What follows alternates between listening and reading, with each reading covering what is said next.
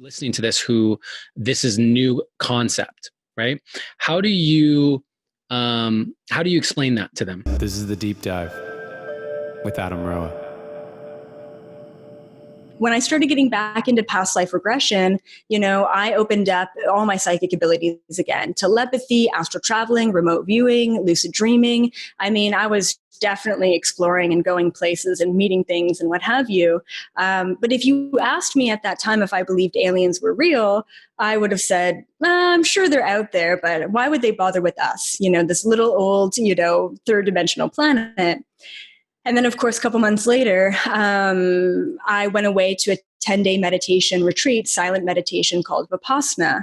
And on the second night of meditation, in the middle of the forest, in the middle of nowhere, I was abducted, physically, consciously, vividly abducted by an interdimensional species called the Tall Whites.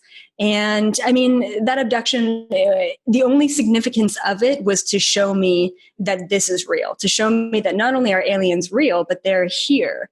And then after that abduction experience, I started having very vivid flashback and very vivid recall to my past lifetimes as interdimensional species, as 8-foot tall, gray beings on board a giant spaceship. And it got so trippy to a certain point in time where I would be walking down the hallway of my university going to class, and I would instantly flip over to a lifetime where I was walking down the hallway of a giant spaceship, kind of without control in a sense. But I was doing the same thing with past lifetimes at that time. I would meet a stranger on the street and I would get a flash of a past lifetime where that person and I were interacting, in the Middle Ages or what have you. Now I'm just doing it off the planet in other bodies and other dimensions.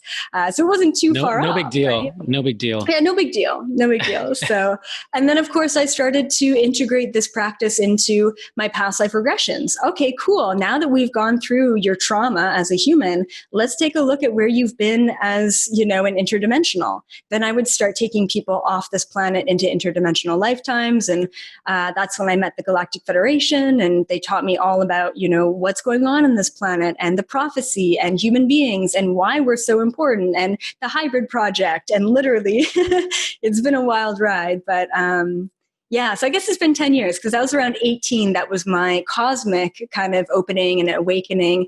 And I'm almost 28 now. So it's been a wild ride in the past 10 years. And so for people who may not be at that level of experiencing consciousness in a cosmic realm, right? There definitely are people on this call that are. But for those of people who are listening to this who this is new concept, right? How do you explain that to them? Okay. So, there are over, 8 million different species of plants and animals and humans, and probably even way more than that on this planet alone. Right. So, the first question that I would ask anyone is, do you believe that there is intelligent life out there in the universe? And if the person says no, I pretty much just end the conversation there. We can't really go anywhere if you don't believe in that. Just because the universe is so wide and there's billions of terrestrial planets out there, just like planet Earth, so if we have life here, we're special, but we're not that special. But if you said, yes, I do believe that there's, intelligent life out there in the universe, I would dig a little bit deeper. Maybe you've been one of those intelligent species before. Maybe you've been off this planet before. Maybe you've incarnated as someone or something else, right? So it really kind of just opens up the box of someone's mind to think about the infinite possibilities that are out there. And that's the realm that I really thrive in. That's the realm that I exist in, is the infinite possibilities. And if someone isn't open to the infinite possibilities, then they might be really triggered by some of the content that I channel, and that's totally okay. But I do believe that those people are here on the call right now or listening to this podcast right now for a reason. There's something in them that drew them to this conversation at this time for a reason. So I always like planting the seed and to say, even if this may be triggering your old beliefs, you're here for a reason.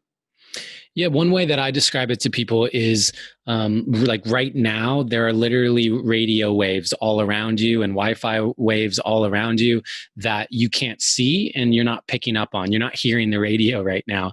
And similarly, all information is frequency. And so if you can learn to attune yourself like a radio station to frequencies of that you currently aren't attuned to, those frequencies can come in from what we would call a cosmic consciousness.